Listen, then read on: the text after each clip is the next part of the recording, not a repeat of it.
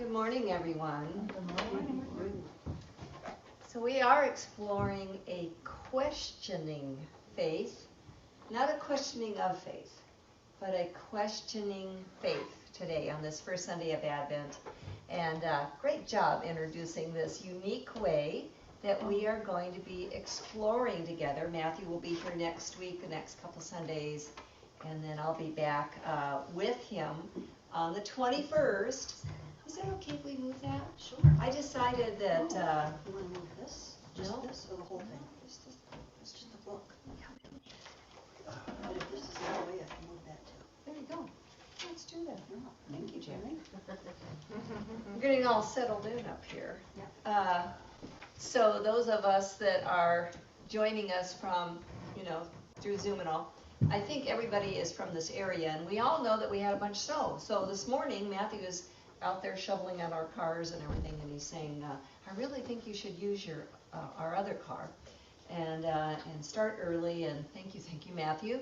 And so I left my notes, so we're looking at the computer notes today as I share with all of you, and as we explore together a questioning faith. And I want to thank the board really for giving Matthew and I an opportunity to share with all of you in this particular way.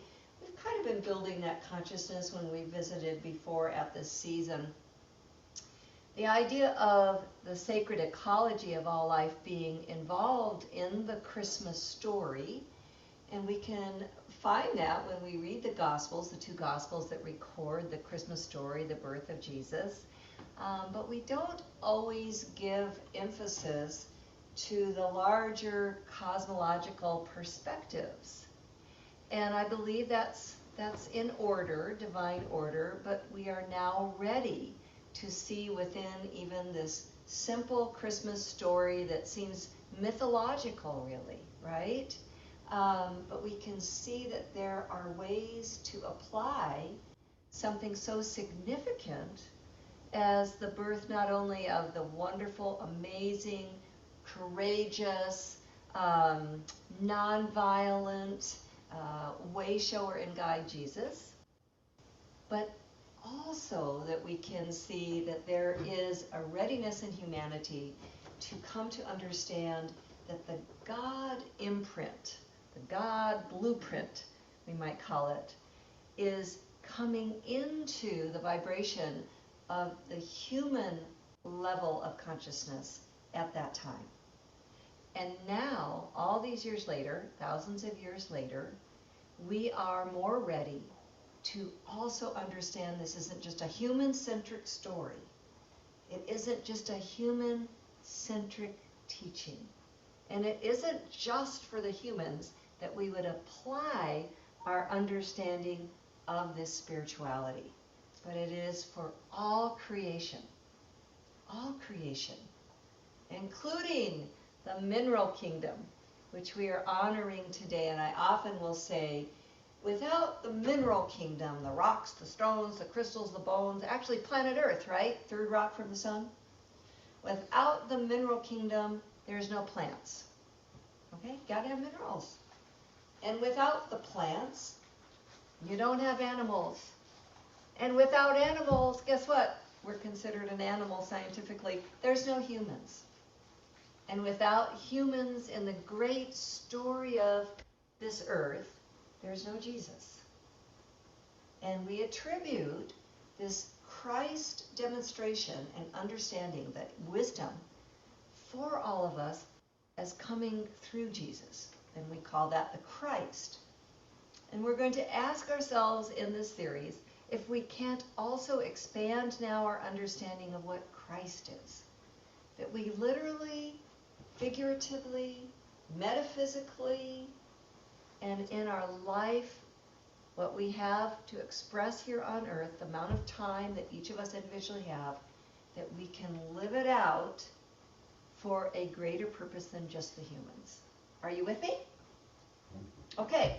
I know it's nice and warm in here because I know it's kind of cold outside, but I got to keep us all awake here a little bit. I'll do my best. So how many of you have perhaps questioned this story? I just, right off, I would often find that the people that I share with on any particular Sunday in any Unity ministry are people that are questers. They're learners. They're studying. Maybe you're like Matthew and you're watching, I don't know how many YouTube videos that are really working with scholars from around the world that can tell us a lot about the Gospels, the many writers, the voices that are there, what was left out, what was included, what's been discovered over the last many years. This little story in and of itself is not literal. It is not a literal story. It is not the kind of like how Jesus came to be, but it is an important story. I'm going to need to search out some water. Do we happen to have a bottle of it over here? Sometimes we do. Maybe somebody can find me some water. So this important story is in a context, and the context, of course, thank you, Karen. The context is a time in Jewish history where there are some significant changes happening.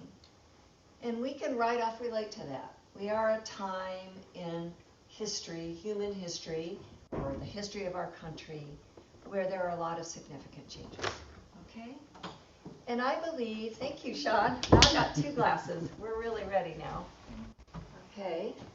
I believe that this is one of the ways that you can see spiritual stories, because they literally and figuratively can apply anytime. So it isn't just a linear historical story about Jesus, but rather is a story that we can utilize in our own way right now in our own circumstances. So we have within this story, which I almost erased completely, I don't know what's going on here for Kathy Long, but we have a message that's going to come through that maybe will look like this and maybe not. We've had a tendency as humans with this little story to shift it over into doctrinal faith. So that if you've been a member of a Christian organization, this story maybe then has been also contained within that denomination's doctrine. And you would just have faith that this is the story of Jesus' birth. Okay, that would be a part of the doctrine of the church. And if you, for instance, went beyond that, then you might have claimed this story with a mystical faith. That there's something really mystical about this. It's symbolic, it has information that's inspiring. If you've been associated with Unity at all, then you know that one of the co-founders, Charles Fillmore, he began to see the metaphysical implications of this story. And that we could form what I'm going to call a questioning faith. A faith that is filled with questions. Faith that isn't just static, but faith that is actually at work in our consciousness.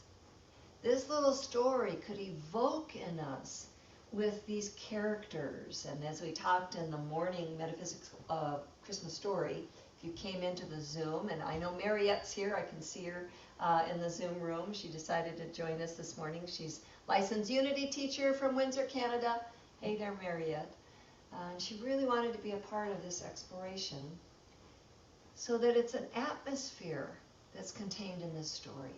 There's fear, there's doubts, there's a movement, there's people that are holding back and not letting Mary and Joseph come into their inn. There's all the complicated humanness that you can want to come up with in this little story. Metaphysically applied, we're able to bring it in and identify the characters as facets of self, the atmosphere that we deal with emotionally in life, it's there, and faith. We can draw out of this story an awareness of faith, that there is something, in Hebrews anyway, it's the conviction of that which is yet to be seen, the evidence of things hoped for. That faith is it's like a quality of being. It's powerful for us. And it's this first Sunday of Advent that we lift it up, and we want to lift it up in the context of creation, in the context of the fact that there are countries that are warring with each other right now, in the context of the confusion that we have in our own country, how to continually work out democracy and representation. We want to practice faith, and not faith in an outer source that's going to do something to us, but a faith, like is evidenced in this little story again, that I see anyway in the character Mary, who is holding up in this powerful way that has been brought into song. I don't know if you've ever sung it around here, the Magnificat. My soul magnifies the Lord. That's the faith that we want to be about. But again, it's not static, meaning like, okay, I have faith now. But rather, it's something that maybe Jesus said it best when he talked about the kingdom of heaven within. It's working its way within us like leavening, like a bit of yeast, right? But it's so valuable to us because also, as us, through us, is that which is called the Christ. So in the story, we have this awareness that Jesus is born and everything is rejoicing, right? We have that little scene out of the story. But we also are being born today. We also have a chance of realizing that the whole universe is really resounding with a type of joy, that it's like singing to us. Now I know this sounds wild and far out, but now I'm going to read a story right out of our Advent booklet where a woman who is actually hired by Unity Headquarters, Angie Olson, the Chief Marketing Officer of Unity Headquarters, that she shared for the Advent booklet. And we have these booklets here at the church, is that right? Yes. Okay, so I hope that you go home with one. I know Matthew and I, we were asked to contribute writings. They're in this booklet. There's little stories. There's a reading for every day. It's wonderful. And the very first story by Angie Olson, she calls The Christmas I Touched the Stars. And I thought if there was ever a story that I could hold up in our midst about why we could also imagine and have faith that everything in creation is waking up, is being really constantly being born as a Christ consciousness. It's in this story. So Angie and her husband have an experience that no parent ever wants to have, and that is that their little baby ends up in the hospital and is in a coma, and they are being told that the child, little James, has 3% chance to live. Nobody wants this experience. And they make it through that, and the child lives. And the very first Christmas, after all of that trauma, they decide to go to another location. They go somewhere in Colorado. They've got a wonderful place that they're staying, and Angie goes outside. Like they just want some rest and relief. And she goes outside, and what does she see? But she sees the heavens. She sees those rocks up there that we call stars. Don't the scientists say that we are made of stardust, right? She sees all of this beauty, and she has this awareness because it's Christmas time that she's looking at the very stars that a Mary and a Joseph would have looked at, that the shepherds would have seen, that the wise ones that are traveling, following the guidance of a wisdom that is in all of creation to discover this child, this great teacher that was being born to the earth. She sees these stars and she has a sense of oneness with all that had come before.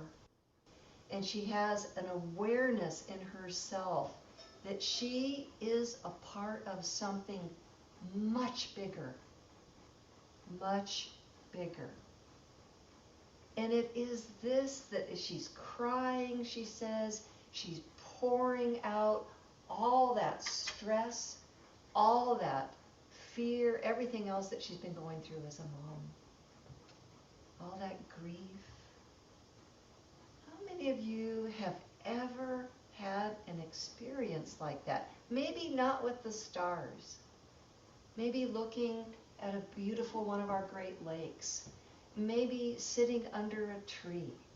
Just going outside. Being in a park. How many of us, though, have literally felt that? Where all of a sudden we knew we were in something far greater. And we often call that God, don't we? God, Jehovah, Allah, right? Creator. We have names for this. They're all pointing at something that's so much greater. Power greater than self. You know, in the 12-step movement that has been the healing force for uncountable thousands of people, the entry point is coming to believe in a power greater than self. That's all. Greater than self. Angie experiences this. And I think of her and how she discusses or writes that she was able to go back in and be with her little family, and she was able to be with all the changes that were yet to come. And I'm grateful to say that she tells us that James continued to grow and thrive. He was diagnosed with diabetes 1. And so they had to constantly monitor and wake up in the middle of the night and go through teenage years where I'm sure he was trying to grab back his independence. And then as he went on to become an adult, you know, if you're a parent, you know, you just try to imagine all this. But she says that she was able to go forward with an element of peace. An element of an awareness that she wasn't alone. Here's what she had to say. She said, for the first time since her son had died, I felt peace, real peace. A deep spiritual knowing settled into me. Everything is going to be okay. And then later she wrote, my faith grew deep roots in the mountains that night. For me, I like to think about that she was on that big rock, right? A big old mountain. And Matthew and I were just out in those amazing Rocky Mountains this summer. And we even were in Glacier National Park, where we went up where the mountains generate clouds. We were so high in those mountains. But you know, faith is something. It's a power for us as we're living our lives right now. And we want to bird that kind of Christ awareness. Everything's going to be okay. I want that. I want that at home today, because my furnace died right after Thanksgiving. It was kind of convenient timing, just thank you, universe, right? The next day, guests are gone, dishes are done, no heat. But I want to know everything's going to be okay. I want to live with that, even when things are disrupted. The furnace guy came in, and were they going to get the old furnace out of the hole? No. Could they get the new furnace in the crawl space hole? Yes. Could they get it to work by 9 o'clock at that night? Last night, friends? Yes. But could they leave it on that night? No, because of some kind of wire. And these are smarty furnaces nowadays. You just get all kinds of smarty phones, smarty furnaces, smarty this, smarty that. You just want to know everything's going to be okay, no matter what kind of gadget they put in your hand to operate your furnace. We want to know we're going to be okay.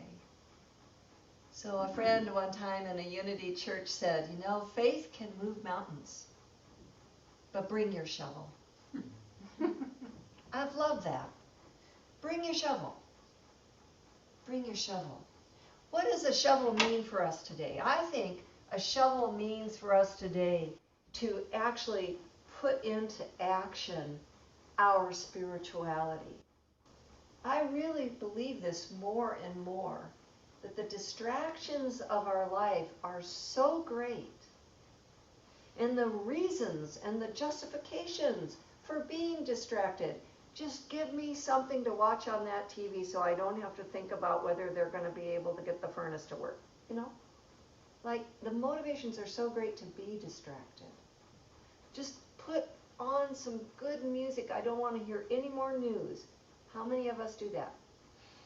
Right? Okay. So when we embrace our spirituality, and Matthew and I learned about this years ago, about bringing the sacred ecology into our practice, it moved me out of my head. I'll say it quite frankly. It moved me out of my head about this experience. And it started opening up the fact that maybe this little story about the birth of Jesus and Christ consciousness being born to the earth is something to engage. It's an engaged spirituality. So every week of Advent leading up to Christmas, we bring in the different elements. And you can create a space. I've done it on a windowsill in my house. When we were in our new little place out in Michigan and we didn't have much room and my mom was moving in and the kids were living at home and do it on a windowsill. I'm telling you, you can create a space that engages this season. And we bring in, as I did today, and the folks online won't see it, but you know, your rocks, your stones, your crystals, your bone, and a little candle. It's nice, isn't it? And right now we've got it on the mantle of the fireplace. We're spending a lot of time by this fireplace right now. And come tomorrow, they'll come back out and hopefully they'll get that one to fix, the furnace that is underneath my crawl space. But if not, they'll go get another one. And everything's going to be okay. And I know that. And I and you, we will go through snowstorms. We will go through Cyber Monday storms. We will fortunately go through Giving Tuesday heart-centered experiences. We will sing. We will maybe be slipping a little outside. We'll have phone calls we like and phone calls we don't like. We'll have news we like and news we hate.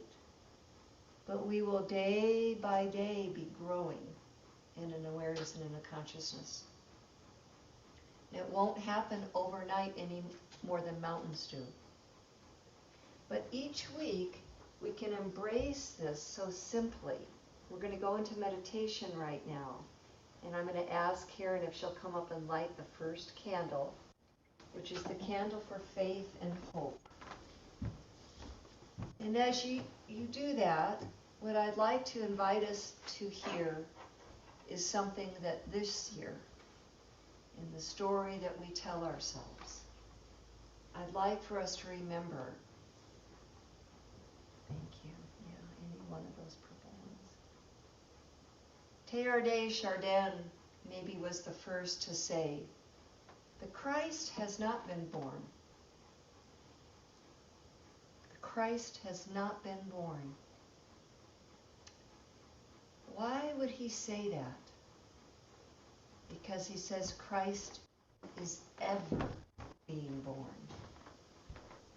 That which is in unity way of thinking, this is the divine blueprint, the God blueprint for you and I, is being born right now. It's being conceived in you and I right now. We want to make room in our hearts for this right now. And it's not a blueprint that's static again, right? It's cosmic in proportions. It's dynamic. It is emerging, the scientists would say. Everything is lit with it. There is not a spot where power and energy does not exist. And it's being revealed. And Matthew Fox, who wrote Creation Spirituality and the Coming of the Cosmic Christ, for him, he says, it cannot be born yet until we embrace all of creation. And so I'm inviting you to something that may seem new or different or, ho-hum, Kathy, I've heard this before. But let's go into now the mystical dimensions of it in our meditation. So you can close your eyes if you're comfortable doing so. or find something to gaze at before you that keeps your attention.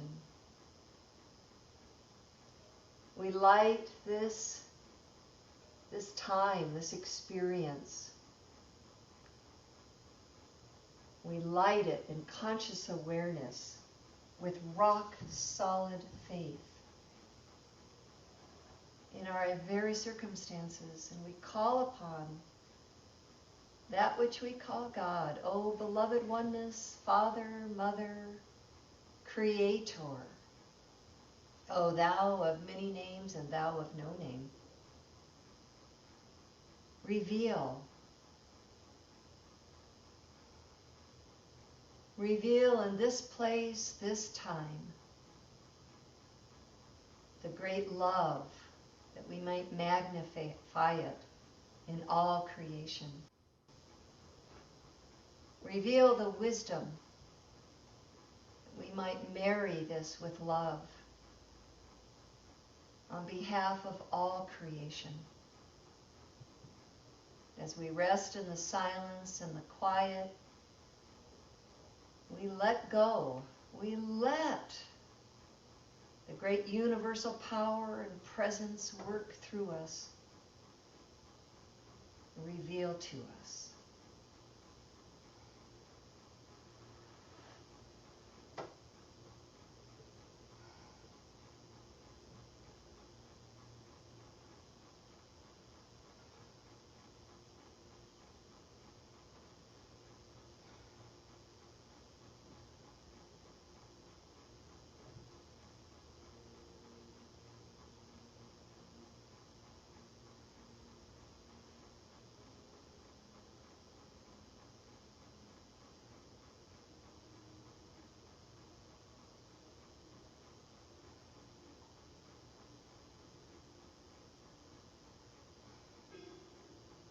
As I rest in this place, I know that the light flows through me from the top of my head through, all the way through to the tips of my toes.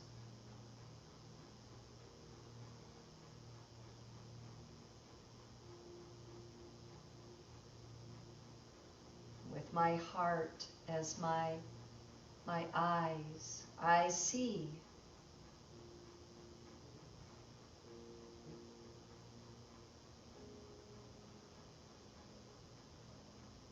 I see love magnified in every direction.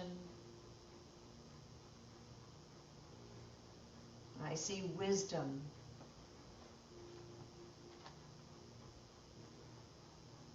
Married to love.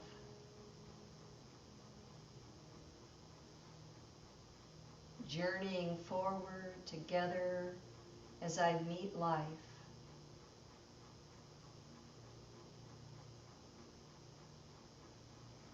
I am willing that the Christ awareness be born in me this day.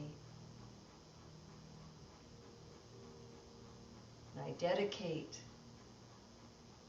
this awareness of love and wisdom in service to all.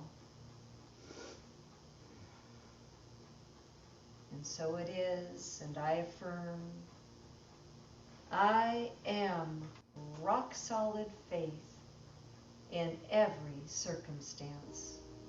Please affirm this with me.